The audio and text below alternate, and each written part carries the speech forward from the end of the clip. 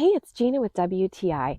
And if you love having friends and family over during the spring and summer months, then you are going to definitely want this badminton and volleyball net set from Olybeaka. We have been having so much fun, not just when we have people over, but also just my husband and I playing badminton. First off, I was really impressed by the quality of this net. It has very sturdy sides that are made from a quality canvas, and it attaches with a strap at the top. I also love that it has really good capability to keep the net from drooping in the middle.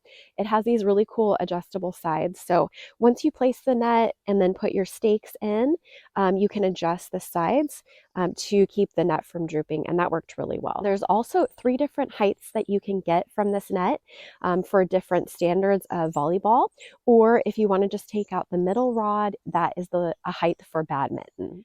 This comes with everything that you need to have a professional game if you want to. It does come with boundary lines, which we chose not to set up, but if you're pretty hardcore, then you could definitely do that. Also, the volleyball is really soft, so I appreciated that a lot.